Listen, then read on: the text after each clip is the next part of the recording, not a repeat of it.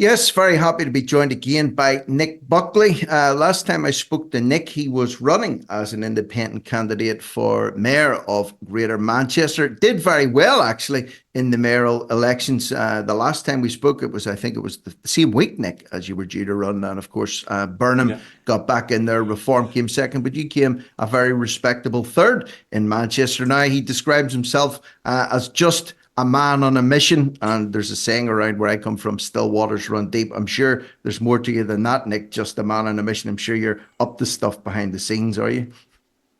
I am. I'm starting my fourth book. It's going to be about how we've always been accused of white supremacy. So it's going to be exploring that side of the woke agenda. So you're actively writing at the minute about, wokeism. That was one of the things that one of your points that you were running on when you were the mayoral candidate. In fact, I have an old scrap of paper here. I keep paper notes for all my guests, and I have to look through them. So this is going right back to the 12th of January, actually, was the first time we spoke. You were all about freedom of speech, safer streets, anti-wokeism, migration. And we also talked about crime, rough sleeping and waste and incompetence.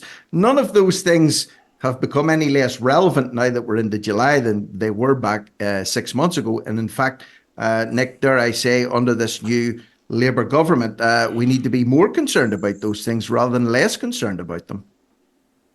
I think we do. It'll be another 2, 3, 4 months before we really see what a Labour government's going to do. They're saying a lot of stuff at the moment, but you know what? All governments say a lot and do hardly anything. I'm one of those people at the moment who are wishing Labour well, wishing Keir Starmer well, because only a fool wishes for their government to fail. And I don't want my government to fail. Even if it's the government I don't want, I still want them to do well, because they might be able to do things slightly better. And doing things slightly better is a better outcome than doing things slightly worse. That's a fair point you make, by the way, and I'm sure a lot of people were recoiling in horror when you said you wish the government well. But of course, I'm the same. I mean, our government in Northern Ireland is a shambles, but I hope and believe I want them to do well, because if they don't, then I suffer. So we have to judge them based on what they're actually doing rather than what they may or may not do. So that's a fair point. And on that point, let's take prisons as one thing in particular. Starmer has made it clear that prison reform and the prison crisis that's ongoing at the minute has to be dealt with as a matter of priority. And, there's an article here that was published yesterday, fears UK prison system could collapse as they could be full before early release scheme begins. So they're already talking about releasing prisoners early. And even if they do release prisoners early, it's not early enough that the prison system might collapse completely. Why is this only coming to light now? I think, well, let's be honest. Can you name any public service in the UK that's actually working well? And the answer is no, because all our public services are collapsing for many reasons over many decades. It can be a lack of investment, but it's also about incompetence. It's about recruiting staff now on immutable characteristics, not on competence, not on merit. We're too pink, we're too fluffy. And the prison thing is too pink, too fluffy. The reason why they're saying it's collapsing is because we then overcrowd prisoners. What about the customer service of our criminals? We can't treat them poorly. And it's this pink and fluffy nonsense that's killing us. I don't care if we have 4 to a cell. Our prisons are too soft. Our prisons are too comfortable. I mean, they're not like a hotel. I mean, I'm not saying I want to go to prison, that's staff, but they're not the way they should be. Prison has 2 objectives: to punish, because we have to see that prisons punish people, because that stops us taking the law in our own hands, because we know they're going to be punished by the state. And the second thing they do is remove people off the streets so they can't offend. The amount of rapists who rape in jail. I mean, there is some male rape in jail, some female rape in jail, because we keep sending men to female jails, but we take criminals off the streets to stop them offending. And the third point, which doesn't happen hardly anywhere in the world, is we say we have to rehabilitate criminals. It doesn't work. No one can ever show me a country that does it well. The only country they refer to is Scandinavian countries to do it better than us, but they're spending billions on this and we haven't got the money. So let's forget rehabilitation. What I would like to do is you take the main offenders in every community off the streets between the age of 18 and 35, because they're the ones who commit something like 90% of all the crime. And we're too pink, we're too fluffy, and we care too much about the feelings of criminals. And I don't care about criminals.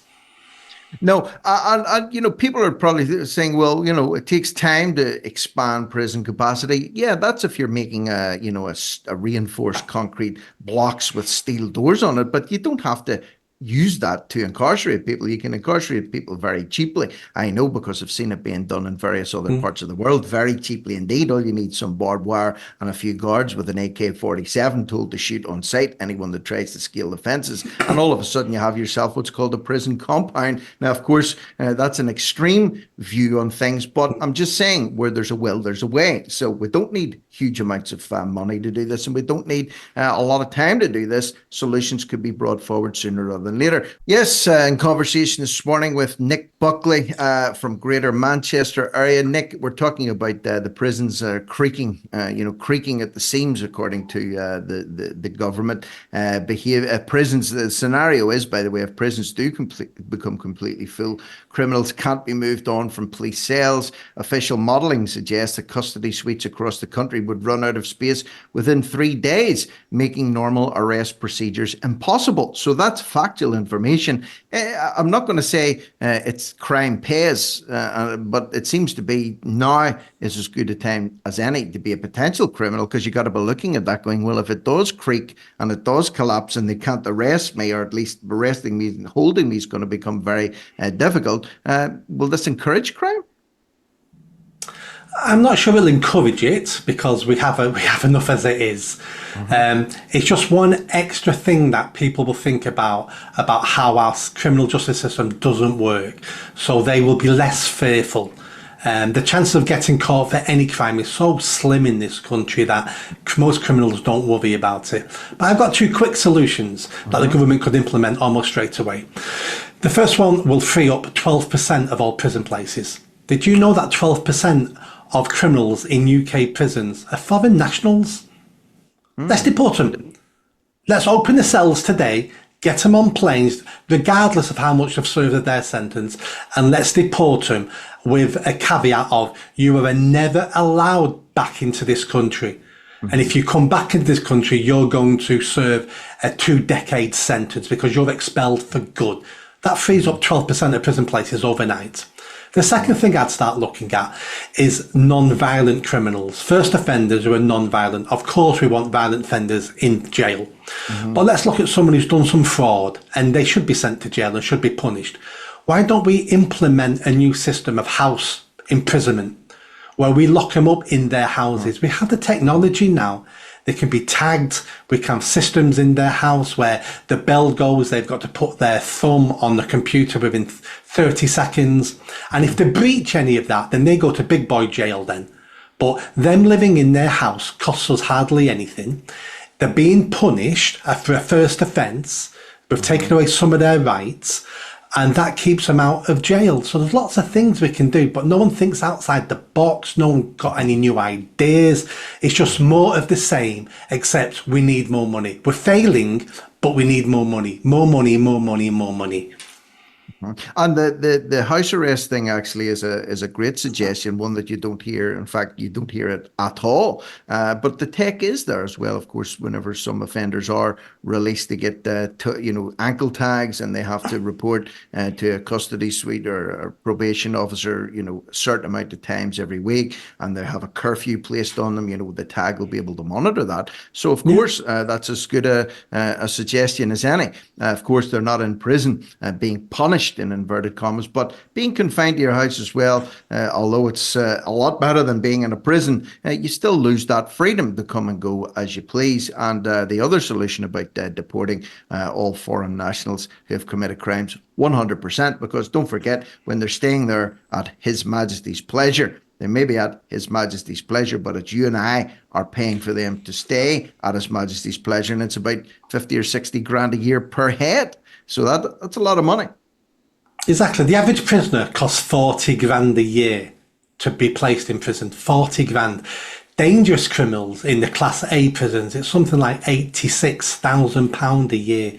If we gave them that money, there's a good chance they wouldn't commit crime in the first place. Yeah, there is indeed. It's a strange old setup in Manchester. I just want to touch on this very, very briefly, just as we wrap this one up. There was a headline there from Andy Burnham. I don't want a London effect here that prices people out of Manchester. Well, obviously that's your manor, that's your turf. Barnum is in there as the mayor of Manchester, so he's talking about he doesn't want Manchester to become another London when it comes to people not being able to afford houses. But whether or not it becomes another London or not, are they not in that position anyway, where it's extremely difficult to buy a house, especially first-time buyers? There's a lot of homelessness. There's a lot of working homeless in Manchester at the minute. It doesn't need it to become like London. There's already a problem there. There's a huge problem in Greater Manchester. I didn't read that. I can't believe he said that. Did you know that in the city of Manchester, which is in Greater Manchester, the homeless team there now do not house anybody in Manchester because the council can't afford to pay those rents. They now send people outside of Greater Manchester to house them because it's cheaper. Greater Manchester, especially Manchester, has a huge housing problem. There is no council houses. There is no social housing. The waiting list, is like a decade. The rents, no matter what, in Manchester now, no matter what house you get, housing benefit will not pay all the rent. So regardless of what house you've got, you're going to have to top up the rent because that's how expensive rents are now in Manchester. It's already happened. This has been happening for decades and no one's done anything about it because the biggest driver of this is mass immigration. That's why we have a housing crisis in the UK. Yeah, and I mean, I'm even seeing it where I live in Northern Ireland. It's not just so bad with the mass immigration. It's getting worse, but it's not just so bad. But even here, there's a dearth of affordable first-time homes for first-time buyers. They're certainly building houses. And to be honest with you, I'm scratching my head thinking, who the hell's buying these? Starting price for a starter home now is about £250,000 over here, rising up to about 400 grand. I know it's a lot more expensive than that in many parts of the UK. But as well, the rental market, trying to get a decent rental house here as well.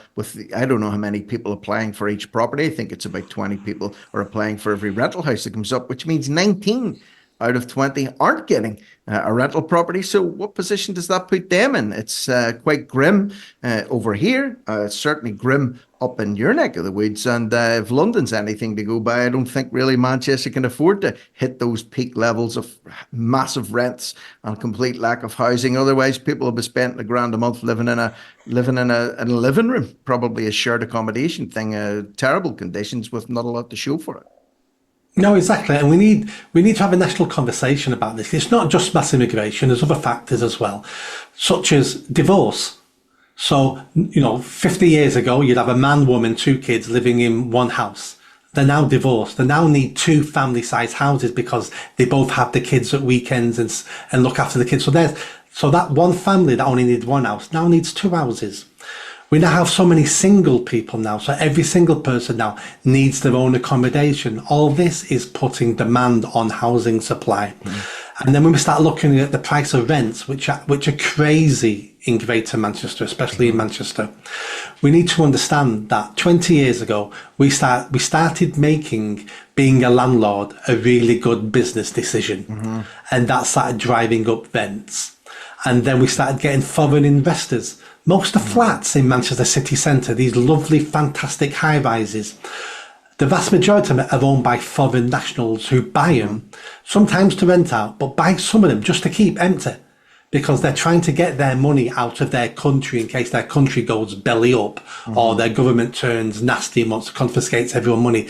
So we're allowing external factors, foreigners, to increase our rents. We're also allowing our lifestyles to increase rents, and we're also allowing mass immigration to push up everything in this country.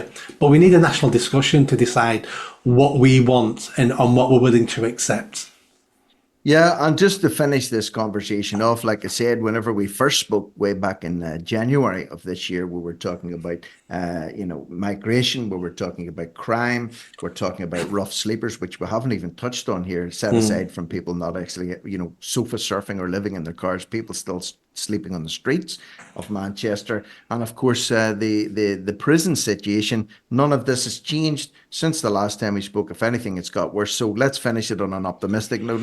Let's see what the Labour government does. Let's see if they can alleviate these problems. The proof of the pudding, as always, is in the eating. So big thanks to you this morning, Nick, for coming back on again. It's lovely to see you again. Lovely to talk to you again. You can follow Nick on X or Twitter at Nick Buckley MBE, and you can see what his thoughts and opinions on life are there, as he describes himself, a man on a mission. So have a great day, Nick, whatever you're away to do now. I hope you have a good one, and hopefully we'll talk again sooner rather than later.